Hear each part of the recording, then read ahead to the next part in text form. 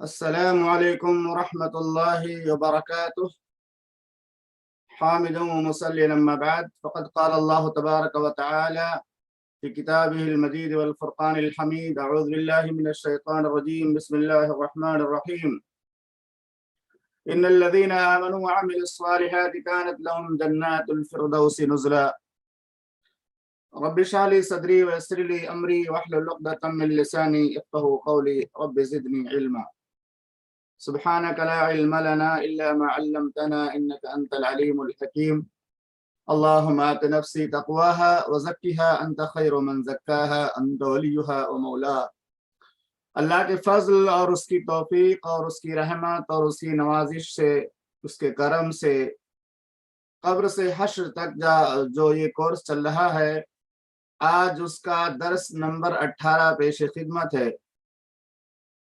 آج کے درس میں انشاءاللہ ہم اپنے کورس کو بھی پڑھیں گے اور کوئز کے سوالات کے لیے میں نے کچھ سوالات کا انتخاب کیا ہے اور اس لیے اس کے ذریعہ ہم ٹیسٹ بھی لیں گے آخر میں۔ تو سب سے پہلے ہم اپنے درس کو شروع کرتے ہیں۔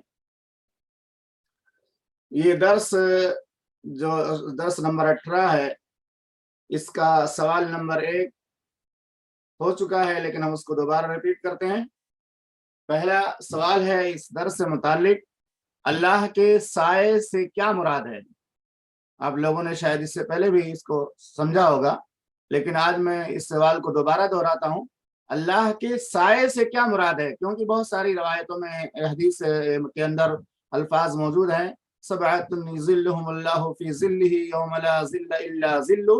7 قسم کے لوگ ایسے ہیں جن کو اللہ تعالیٰ اپنے سائے میں جگہ دے گا۔ تو آپ میں سے کوئی شخص بتا سکتا ہے کہ اللہ کے سائے سے کیا مراد ہے؟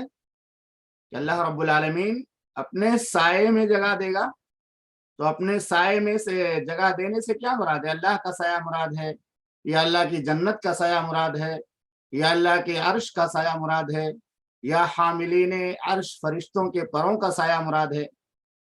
جزاک اللہ۔ اللہ رب العالمین کا سایہ ایک جواب آیا، اور کوئی جواب دے سکتا ہے؟ اللہ رب العالمین کا سایہ، یہ تو حدیث کے اندر ہے ہی ہے۔ میں نے حدیث کا لفظ جو پڑھا ہے، حدیث کے الفاظ ہیں: سبعۃ یظلھم اللہ فی ظلہ یوم لا ظل الا ظلہ۔ 7 قسم کے لوگ ایسے ہیں جن کو اللہ تعالیٰ اپنے عرش کے سائے میں جگہ عطا فرمائے گا۔ تو اس میں تو وہی ہے۔ جزاک اللہ۔ زاہدہ: عرش کا سایہ، عرش الہی کا سایہ، یعنی اللہ کے عرش کا سایہ۔ تو اللہ کے عرش کا سایہ یہ صحیح جواب ہے۔ اللہ کا سایہ تو اس کے اندر ہے ہی، حدیث کے اندر سبعۃ یظلھم اللہ فی ظلہ، صحیح بخاری و مسلم کی روایت میں 7 قسم کے لوگ ایسے ہیں جن کو اللہ تعالیٰ اپنے سائے میں جگہ دے گا۔ تو اس سوال کے جواب میں، یہ کوئز کا سوال ہے اور یہ ٹیسٹ کے اندر بھی آ سکتا ہے، امتحان میں بھی آ سکتا ہے۔ اللہ کے سائے سے کیا مراد ہے؟ نمبر 1 اللہ کا سایہ، نمبر 2 اللہ کی جنت کا سایہ، نمبر 3 اللہ کے عرش کا سایہ، نمبر 4 حاملین عرش فرشتوں کا سایہ۔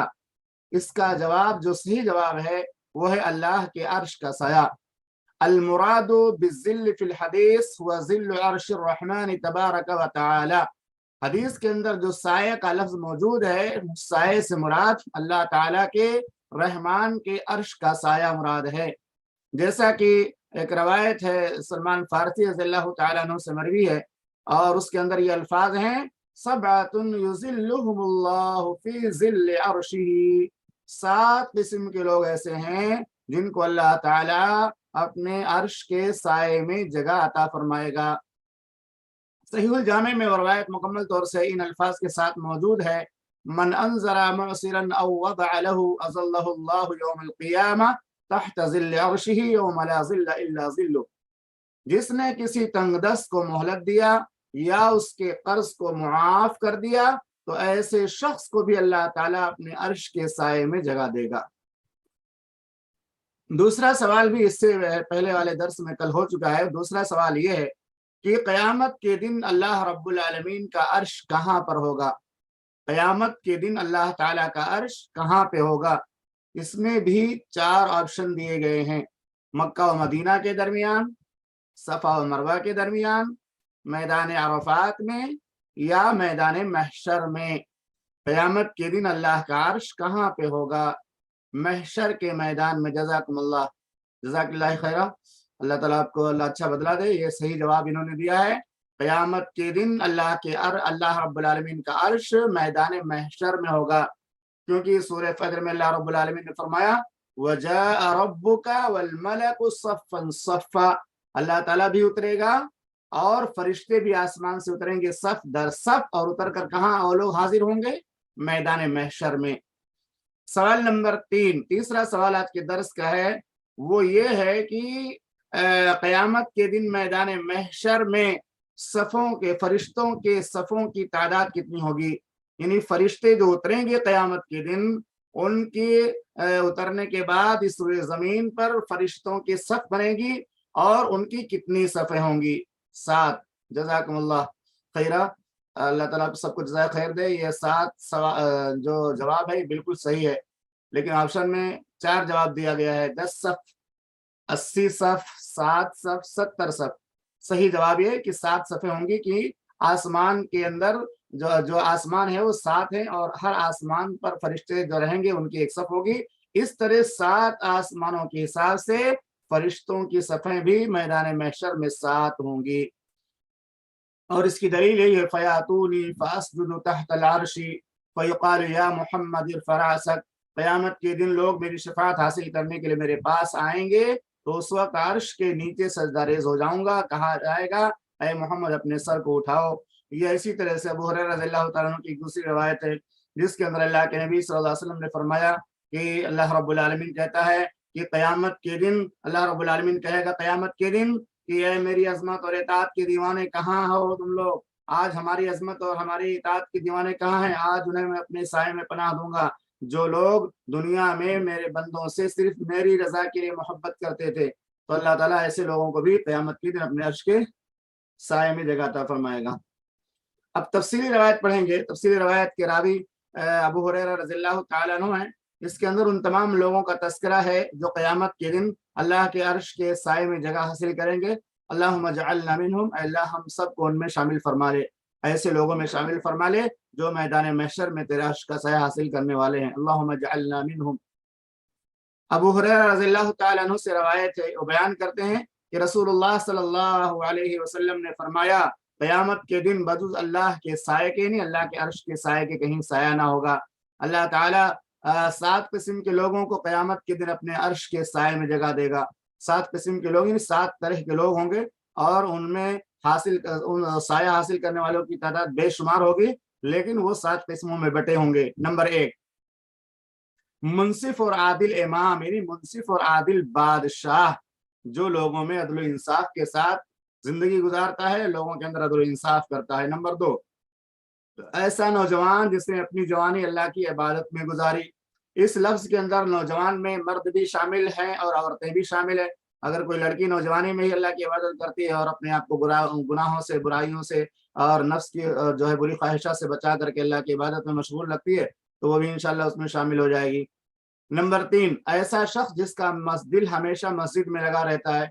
और ये बात मालूम है कि मर्दों के लिए मस्जिद में नमाज पढ़ना ये जो है फर्ज है, और औरतों के लिए घर में नमाज पढ़ना अफजल है। तो कहने का मकसद ये कि ऐसा शख्स जिसका दिल मस्जिद से लटका रहता है, और अगर कोई आदमी नमाज की पाबंदी करेगा इस तरह से कि फज्र की नमाज पढ़ेगा तो असर में दिल लगा है, असर में नमाज पढ़ेगा तो मगरिब में दिल लगा है, तो इस तरह से इंशाअल्लाह वो उसमें शामिल हो जाएगा। नंबर 4, ऐसे 2 शख्स जिनकी न मोहब्बत और नफरत सिर्फ अल्लाह के लिए थी, यकजा हुए तो उसी के लिए, अलहदा हुए तो उसी के लिए। इब्न उसैमीन रहमहुल्लाह मज़कूरा हदीस की शरह करते हुए फरमाते हैं, रजुलान तहाब्बा फिल्लाहि इज्तमा अलैहि व तफर्रक़ा अलैहि। ये सवाल इस टुकड़े से मुतालिक किसी बहन ने सवाल भी किया था। रजुलान तहाब्बा फिल्लाहि इज्तमा अलैहि व तफर्रक़ा अलैहि, यानी अल्लाह के 2 बंदों ने आपस में अल्लाह के लिए मोहब्बत की।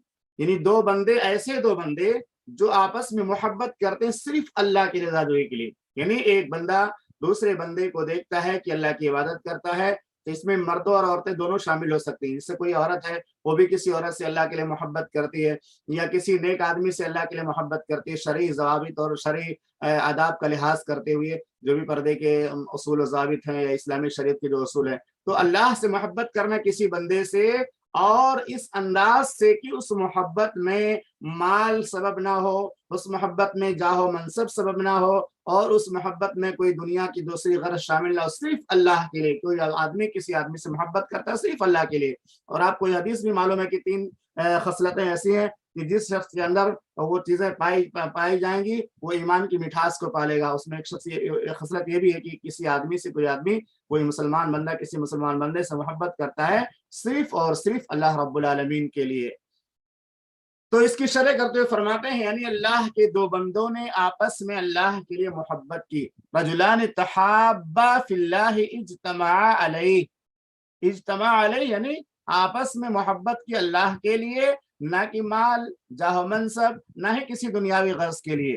اجتماع علیہ و تفرق علیہ، اس کا معنی کیا ہوتا ہے؟ اس کا معنی یہ ہوتا ہے کہ جب اللہ کے لیے دونوں کے درمیان آپس میں محبت ہو گئی تو اس محبت کو اللہ کے لیے پوری زندگی نبھاتے رہے۔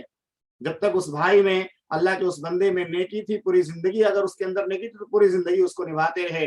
بقیت المحبت بینہما حتی فرق بینہما الموت، جب اللہ کے 2 بندوں کے درمیان آپس میں محبت ہو گئی تو اللہ کے واسطے اس محبت کو پوری زندگی نبھاتے رہے، یہاں تک کہ موت نے ان دونوں کو ایک دوسرے سے جدا کر دیا، یعنی ایک کی زندگی میں دوسرے کا انتقال ہو گیا۔ حدیث کا معنی بالکل واضح ہو گیا۔ 2 بندے ہیں، دونوں بندے آپس میں ایک دوسرے سے محبت کرتے ہیں، اس محبت کا ریزن اور سبب دنیا کا پیسہ نہیں ہوتا، دنیا کی شہرت نہیں ہوتی، دنیا کا جاہ و منصب نہیں ہوتا، بلکہ صرف اللہ کی رضا کے لیے کہ یہ بندہ اللہ کی عبادت کرتا ہے، اللہ سے محبت کرتا ہے، اس لیے ہم اللہ سے محبت کرتے ہیں۔ اجتماع علیہ، اور اس محبت پر وہ دونوں جمع رہتے ہیں، پوری زندگی آپس میں دوسرے سے محبت کرتے ہیں اور محبت کو اللہ کے لیے نبھاتے رہتے ہیں۔ وتفرق علیہ، اور اسی پر جمع رہتے ہیں یہاں تک کہ موت آ کر کے دونوں کو الگ کر دیتی ہے، اسی پر دونوں جدا ہو جاتے ہیں اور محبت دونوں کے درمیان پائی جاتی ہے۔ ایسے شخص کے بارے، ایسے 2 بندوں کے بارے میں، ایسے 2 خوش نصیب اشخاص کے بارے میں یہ بشارت ہے کہ ایسے 2 بندوں کو اللہ تعالیٰ اپنے عرش کے سائے میں جگہ عطا فرمائے گا۔ اب یہ مسئلہ واضح ہو گیا ہوگا۔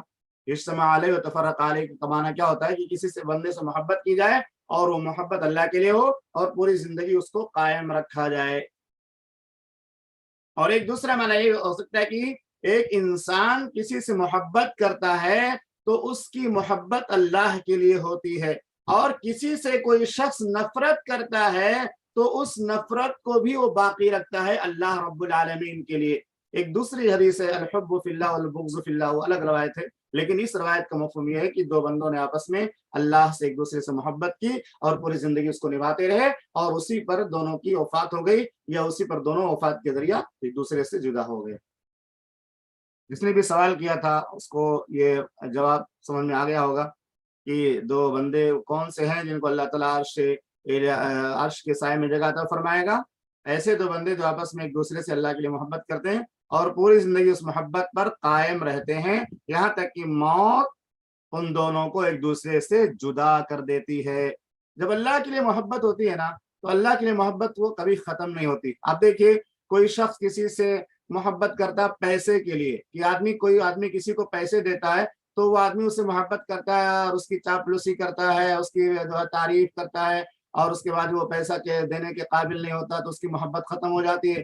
ایک آدمی کسی سے محبت کرتا ہے اس کی خوبصورتی، اس کے حسن و جمال کو دیکھ کر، جب کی خوبصورتی باقی رہتی، محبت باقی رہتی ہے، خوبصورتی ختم ہو جاتی، محبت ختم ہو جاتی ہے۔ ایک آدمی کسی سے محبت کرتا ہے جاہ و منصب حاصل کرنے کے لیے، کوئی منصب، کوئی مقام، کوئی مرتبہ حاصل کرنے کے لیے، جب تک وہ مرتبہ حاصل نہیں ہوتا وہ آدمی اس کی عزت کرتا ہے، اور جب وہ مرتبہ حاصل ہو جاتا ہے تو اس کی عزت اس کے دل سے نکل جاتی ہے۔ یا کبھی کبھار ایسا ہوتا ہے کہ کوئی آدمی کسی کے ذریعہ کوئی منصب حاصل کرتا ہے اور اس منصب کو حاصل کرنے کے بعد اسی آدمی پر اپنی تلوار چلانا شروع کر دیتا ہے جس کے ذریعے اس کو منصب ملا ہوتا ہے۔ یہ تو بہت بڑی خود غرضی اور بہت بڑی جو ہے کیا کہیں گے بد اخلاقی کی بات ہے۔ جیسے مثال کے طور سے کوئی شخص ہے کسی کمپنی میں کام کرتا ہے، اب کوئی آدمی اس کو کوئی جاب نہیں مل رہی، اس نے اس کمپنی کے اندر جا کر کے ٹرائی کیا، اپلائی کیا، محنت کیا، لیکن نہیں کامیاب ہو رہا تھا۔ لیکن کوئی پاورفل آدمی ہے اس کمپنی میں کام کرنے والا، اس نے وہاں پہ جا کر کے سفارش کر دی۔ اور سفارش کرنے کے بعد اس جو ہے بے روزگار کو روزگار مل گیا. جب روزگار کو روزگار مل گیا تو اسی جو ہے ٹہنی کو یا اسی جو ہے درخت کو کاٹنا شروع کر دیا جس کے ذریعے وہاں تک پہنچا تھا. تو یہ جو بہت بڑی خود غرضی والی بات ہے. اللہ تعالیٰ اس طرح کے گناہوں سے ہمیں بچائے کہ جو آدمی ہمارے ساتھ بھلائی اور احسان کرتا ہے اس کے ساتھ ہم کم سے کم برا نہ کریں. اگر اچھا نہیں کر سکتے تو کم سے کم اس کے ساتھ برائی کا بھی مظاہرہ نہ کریں, برا سلوک بھی نہ کریں. تو بہرحال اللہ کے لیے اگر محبت ہوگی تو وہ قائم رہے گی. نمبر 5, ایسا شخص جسے کسی عالی خاندان کی حسین و جمیل عورت نے گناہ کی دعوت دی لیکن اس نے کہہ دیا میں تو اللہ سے ڈرتا ہوں.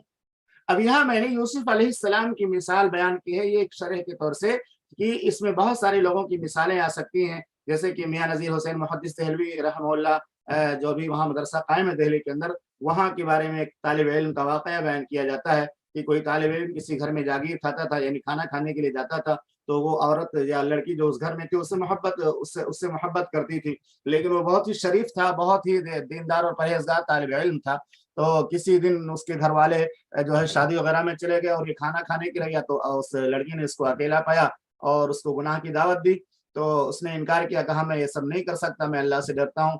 جب اس کو کوئی راستہ نہیں ملا, اس لڑکی نے ہر طرح سے اس کو پھنسانے کی یا ہر طرح سے اس کو زدگو کرنے کی کوشش کی, کسی طرح سے وہ میرے ساتھ گناہ کرنے پر مائل ہو جائے.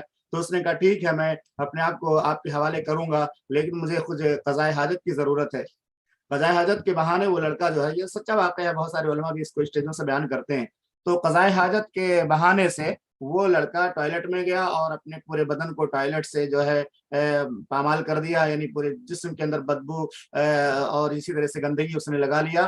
اور اس کے بعد اس لڑکی کے پاس آیا, کہا تم کو جو کرنا ہے کرو. وہ لڑکی جو ہے ہماری جو ہے بدبو کی اس کو چھوڑ کر کے بھاگی, اور پھر اس طرح وہ بچہ بھاگتے بھاگتے بھاگتے بھاگتے رات کا وقت تھا, کافی دیر ہو گئی تھی, اور وہ جو ہے جا کے مدرسے میں پہنچا. اور آپ کو معلوم ہے کہ دہلی کی ٹھنڈک بہت ہی خطرناک ہوتی ہے, میں بھی ایک مرتبہ وہاں کی ٹھنڈک میں پڑ چکا ہوں اور مجھے یاد آتا ہے کہ ویسی سردی مجھے کہیں محسوس نہیں ہوئی. تو دلی کا ٹھنڈی کا موسم بہت زبردست ہوتا ہے, اسی طرح گرمی بھی وہاں بہت زیادہ ہوتی ہے. تو بہرحال وہ مدرسے میں گیا اور اسی ٹھنڈک کے عالم میں اس نے, بہت تیز ٹھنڈی تھی, اس میں نہایا, اور نہانے کے بعد وہ بیمار ہو گیا اور بیماری میں اس کی وفات ہو گئی. جب اس کی وفات ہو گئی اس کے بعد اس کے جنازے کو لوگوں نے کفن پہنایا اور اس کو لے کر چلنے لگے, تو اس سے بہت بہترین خوشبو پھوٹنے لگی. تو اس کے بارے میں لوگوں کو پتا چلا کہ یہ جو جنازہ جا رہا ہے اس پر جتنی خوشبو نہیں لگائے گی اس سے زیادہ اس طالب علم کے جنازے سے خوشبو آ رہی ہے. تو بچوں سے پوچھا گیا کہ اس لڑکے کا کیا معاملہ ہے, اس کے ساتھ کیا معاملہ ہوا, کیا ہوا. تو کسی بچے نے کہا تہجد کا وقت تھا, اس وقت اس نے غسل کیا پھر بیمار ہو گیا. بہرحال تفصیل کا موقع نہیں ہے, کہنے کا مقصد یہ ہے کہ اس لڑکے نے اپنے آپ کو گناہوں سے اللہ کے لیے بچایا. حالانکہ وہ لڑکی اکیلی تھی اور کافی دنوں سے اس چکر میں تھی کہ کسی طرح سے اس کے ساتھ ہم کسی طرح سے گناہ کا موقع مل جائے, لیکن اس لڑکے نے اپنے آپ کو بچا لیا, اپنے آپ کو گندگی میں لت پت کر کے اس کے سامنے پیش کیا, تو پھر اسی طرح سے وہ نجات پا گیا. تو بہرحال یہ واقعہ سچا واقعہ ہے اور بہت سارے علماء کی زبانی اور مستند علماء نے اس کو بیان کیا ہے. میاں نذیر حسین محدث دہلوی کا مدرسہ ابھی بھی وہاں پہ دہلی کے اندر موجود ہے. شیخ رضا اللہ عبد الکریم مدنی حافظ علماء پڑھاتے ہیں اور بھی بہت سارے علماء پڑھاتے ہیں. بہرحال میں نے دیکھا تو نہیں, لیکن مدرسہ ابھی بھی موجود ہے. تو یہ واقعہ اس طالب علم کا. بہرحال ہم آتے ہیں ایک ایسے واقعے کی طرف جس میں کوئی بھی شک نہیں ہے, وہ ہے یوسف علیہ السلام کا واقعہ. یوسف علیہ السلام کو بھی کسی صاحب منصب و جمال نے اور خوبصورت عورت نے دعوت گناہ دیا تھا, لیکن انہوں نے اللہ رب العالمین کے ڈر سے اس کو ٹھکرا دیا اور اس کو ٹھکرا کر کے جیل کی جو ہے سلاخوں کے پیچھے چلے گئے, لیکن اس گناہ کو کرنا انہوں نے گوارا نہ کیا. یوسف علیہ السلام کی مثال قرآن مجید کے اندر ہے. اللہ رب العالمین فرماتا ہے وراودته التي هو في بيتها عن نفسه وغلقت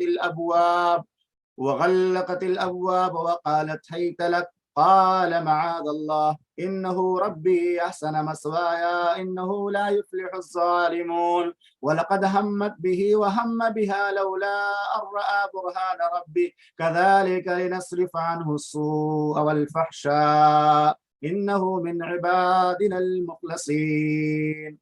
یہ سورہ یوسف کی آیت نمبر 23 اور 24 ہے.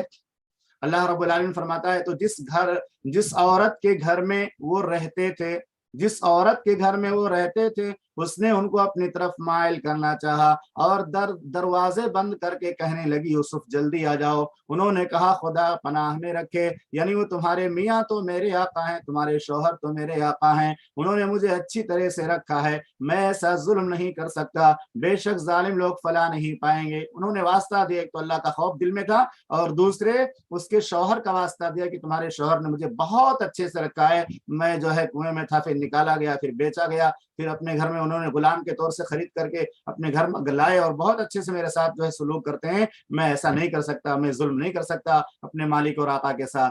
और बिलाशुबह यकीनन वो उसके साथ इरादा कर चुकी थी और वो भी उस औरत के साथ इरादा कर लेता अगर अपने परवरदिगार की निशानी न देखते तो जो होता होता। यूं इसलिए किया गया कि हम उनसे बुराई और बेहयाई को रोक दें, बेशक वो हमारे खालिस बंदों में से थे। तो इन आयतों में अल्लाह रब्बुल आलमीन ने पूरे वाकये को बयान किया कि किस तरह से जो है अजीज मिस्र की बीवी ने दरवाजा बंद किया और अपने आप को मुज़य्यन किया, सजाया संवारा, उसके बाद उनको माइल करना चाहा लेकिन वो दरवाजे की तरफ भागे और उसके बाद जो है इतने में जो है आका आ गया, यानी उस घर का मालिक जो अजीज मिस्र था वहां पे आ गया और आने के बाद जो है औरत ने इल्जाम लगा दिया कि ये जो है हमारी तरफ जाती करने के लिए आ रहे थे। बहरहाल यहाँ पे अल्लाह रब्बुल आलमीन ने जो पूरा वाकया बयान किया है, इस वाकये के अंदर एक बात की वजाहत जरूरी है। वजाहत क्या है? वलक़द हम्मत बिही व हम्म बिहा। अल्लाह ने क्या फरमाया आखिर में कि वो औरत इरादा कर चुकी थी गुनाह का इरादा बिल्कुल कर चुकी थी, यूसुफ पर बिल्कुल दीवानी और फरेफ्ता हो चुकी थी और उसके सब्र का पैमाना लबरेज हो चुका था। किसी भी तरह यूसुफ को अपने चंगुल में फंसाने के लिए उसने सारे दरवाजे भी बंद कर डाले थे, कह रही थी यूसुफ मेरे पास आ जाओ, लेकिन यूसुफ अलैहिस्सलाम को अल्लाह ने बचा लिया और अल्लाह ने फरमाया वलक़द हम्मत बिही, उस औरत ने इरादा कर लिया। यूसुफ भी जवान भी थे, खूबसूरत भी थे और यूसुफ के बारे में भी अल्लाह रब्बुल आलमीन ने फरमाया वो भी उस औरत के साथ इरादा कर लेते। अगर अल्लाह रब्बुल आलमीन बचाने वाला ना होता तो इतना ज्यादा मुश्किल मरहला था, इतना मुश्किल मरहला था। उस औरत ने इतने सारे जाल फैला दिए थे यूसुफ अलैहिस्सलाम को फंसाने के लिए कि अगर अल्लाह रब्बुल आलमीन की निशानी वो ना देखते तो औरत के साथ वो भी मुलविस हो जाते। अल्लाह रब्बुल आलमीन ने उनको बचा लिया। तो इस निशानी के बारे में काफी दिनों से मैं सोच रहा था कि कुछ इसके बारे में वजाहत मिले, क्योंकि कोई सरीही रवायत इसमें नहीं मिलती है।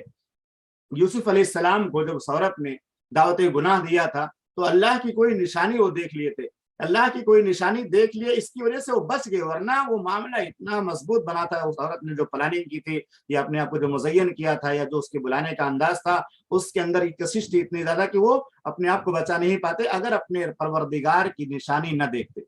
तो उस निशानी के बारे में कोई वाज़ेह कोई सरीही रवायत तो नहीं मिलती है, लेकिन कुछ अक़वाल मुझे मिले तो मैं सोचा इसको अक़वाल को ही पेश करूं।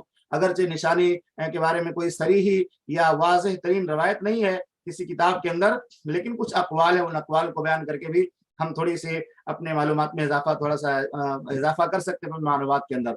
वो कौन सा बुरहान था यूसुफ अलैहिस्सलाम को उधर वो बुला रही थी और इधर इतना दिल इनका मजबूत था और इतना कंट्रोल अपने आप पर कर ले गए कि उस औरत और अजीज मिस्र जैसी जो खूबसूरत बीवी थी उसको भी उन्होंने ठुकरा दिया और उसका इनकार कर दिया। नंबर एक, कहते हैं कि यूसुफ अलैहिस्सलाम को जब उस औरत ने अजीज मिस्र की मलिका ने शहजादी बीवी ने वो उसको दावत गुनाह दिया यूसुफ अलैहिस्सलाम को, तो अपने वालिद याकूब अलैहिस्सलाम को देखा गोया अपनी उंगली मुंह में डाले खड़े हैं इस तरह से अफसोस करते हुए कि यूसुफ तुम क्या करने जा रहे हो, तुम कितना बड़ा बड़ा गुनाह करने जा रहे हो। इस तरह उनके सामने एक ऐसा मंजर आया कि उन्होंने अपने अब्बा को देख लिया कि याकूब अलैहिस्सलाम आ गए। जाहिर सी बात है आदमी कितना बड़ा गुनाह का इरादा और प्लानिंग कितनी बड़ी कर रखा हो, लेकिन अगर उसके सामने कोई उस्ताद आ जाए या उसके सामने उसके बाप आ जाए या माँ आ जाए या इस तरह से कोई ऐसा रिश्तेदार आ जाए जिसके सामने आदमी की शर्म हया की कोई हद ना हो, तो फिर आदमी उस गुनाह को छोड़ देता और भागता है, रास्ता तलाश करता है।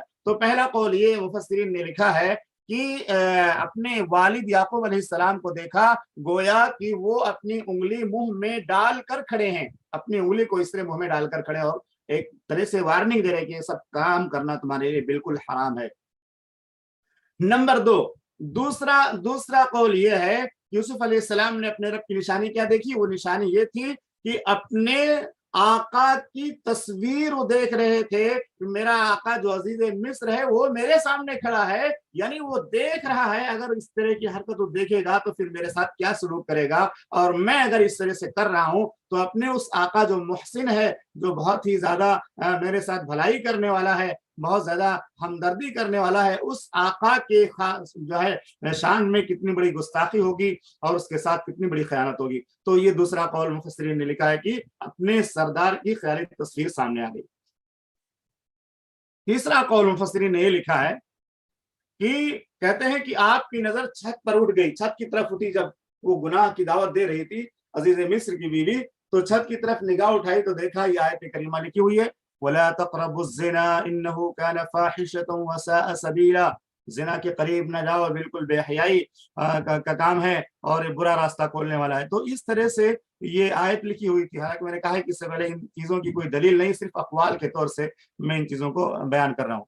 तो तीसरा कौल ये है, कहते हैं कि नजर छत की तरफ गई, या आपकी नजर छत की तरफ उठ गई तो आपने देखा कि उस पर ये आयत लिखी हुई है, वला तक़रबुज़्ज़िना इन्नहु कान फ़ाहिशतन व साअ सबीला। नंबर 4, चौथा कौल ये कहते हैं कि 4 आयतें लिखी हुई थी, जब उन्होंने छत की तरफ निगाह डाली और उनकी निगाह छत पर की तरफ गई और सोचने लगे कि अब मैं क्या करूं। आदमी जब सोचता है ना तो इस तरह से अपनी निगाह उठा लेता है और मुतफक्किर हो जाता है, फिक्रमंद हो जाता है कि क्या करना चाहिए।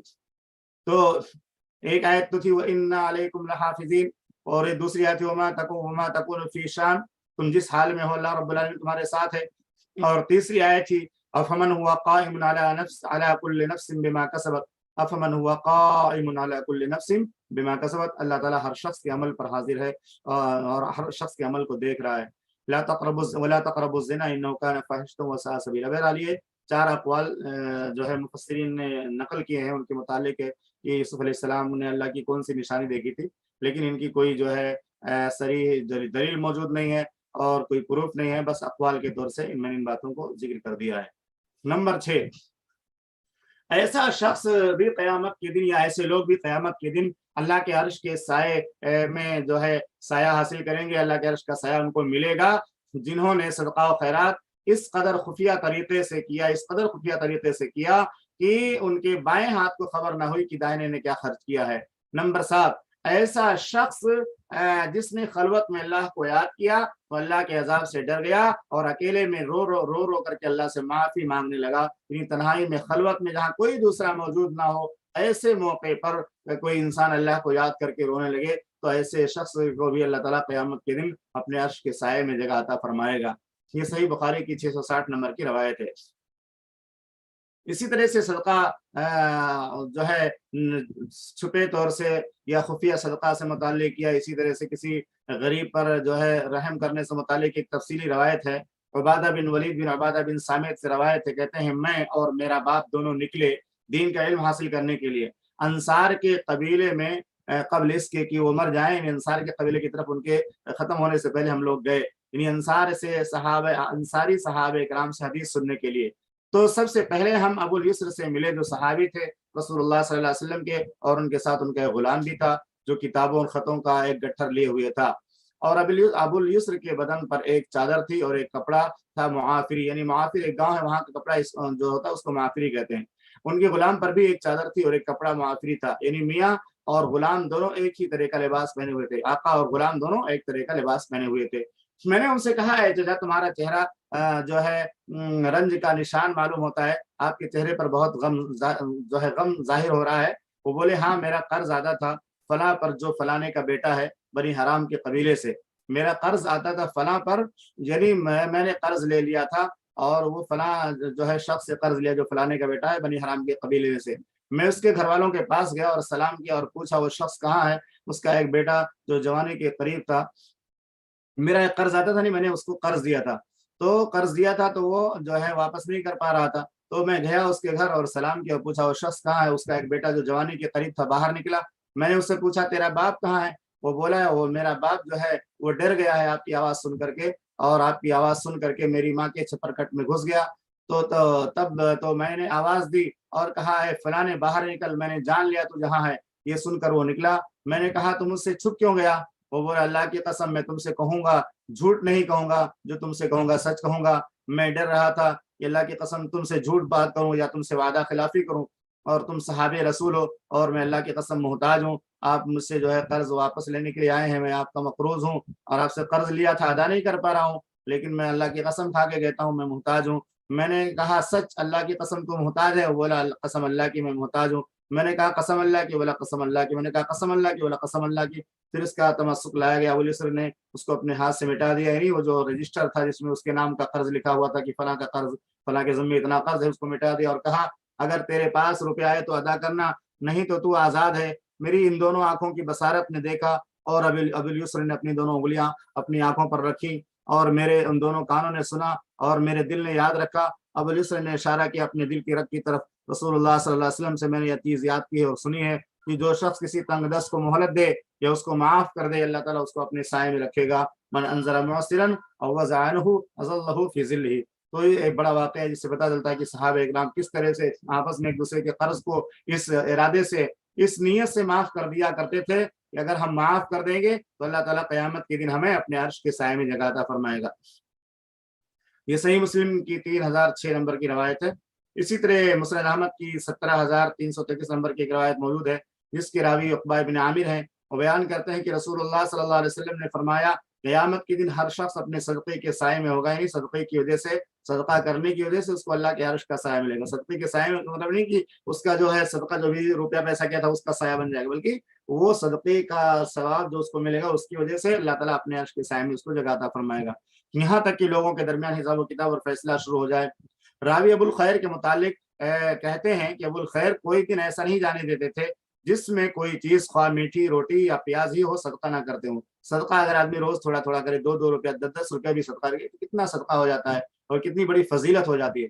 آئے صدقہ کی فضیلت سے متعلق ایک اور روایت ہم پڑھتے ہیں جس کے راوی ابو ہریرہ رضی اللہ تعالیٰ عنہ ہیں، وہ بیان کرتے ہیں کہ رسول اللہ صلی اللہ علیہ وسلم نے فرمایا۔ اس حدیث کو پڑھنے کے بعد انشاءاللہ ہم پھر کولنگ کا سسٹم کریں گے اور کوئز کے سوالات پیش کر کے آپ سے جواب حاصل کریں گے۔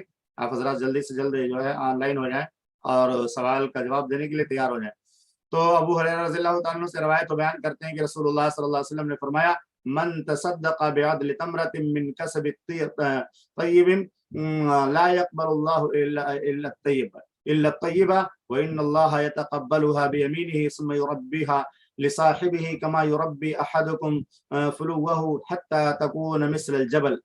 ابو ہریرہ رضی اللہ تعالیٰ عنہ سے روایت ہے، وہ بیان کرتے ہیں کہ رسول اللہ صلی اللہ علیہ وسلم نے فرمایا جو شخص حلال کمائی سے ایک کھجور کے برابر صدقہ کرے، اللہ تعالیٰ صرف حلال کمائی کے صدقے قبول کرتا ہے تو اللہ تعالیٰ اسے اپنے داہنے ہاتھ سے قبول کرتا ہے، پھر صدقہ کرنے والے کے فائدے کے لیے اس میں زیادتی کرتا رہتا ہے، بلکہ اسی طرح سے جیسے کوئی بکری اپنے جانور بکری یا اونٹ کے بچے کو کھلا پلا کر بڑھاتا ہے، یہاں تک کہ اس کا صدقہ پہاڑ کے برابر ہو جاتا ہے۔ یعنی کوئی آدمی اگر غریب ہے اور اس کے پاس کوئی ذریعہ آمدنی نہیں ہے اور وہ کوئی بکری وغیرہ لے لے اور اس بکری کی پرورش کرے اور پالے اور پوسے، پھر اس کے بچے ہو جائیں، پھر اس سے ایک بکری سے 2 بچے ہو گئے، 2 سے 4، 4 سے 6، 6 سے 8، ایسے ہی وہ پالتا جائے گا، پالتا چلا جائے گا اور بکری کے بچوں کی تعداد بڑھتی چلی جائے گی، تو اس طرح سے وہ بہت زیادہ مالدار ہو جاتا ہے۔ تو ایسے ہی اللہ تعالیٰ کسی بھی بندے مومن کا جب صدقہ ہوتا ہے حلال کمائی سے، یعنی حلال مال سے کوئی بندہ جب صدقہ کرتا ہے تو اللہ تعالیٰ اس کے صدقے کو لیتا ہے اور اسی آدمی کی طرح جو اپنی بکری کے بچے کو پالتا ہے اللہ تعالیٰ اس کے صدقے کو بھی پالتا ہے، بڑھاتا رہتا ہے، یہاں تک کہ وہ پہاڑ کے برابر ہو جاتا ہے۔ ہمارا ٹائم ختم ہو گیا، انشاءاللہ اگلے درس میں پھر آئیں گے۔ سبحانک اللہم و بحمدک اشہد ان لا الہ الا انت استغفرک و اتوب الیک۔ السلام علیکم ورحمۃ اللہ وبرکاتہ۔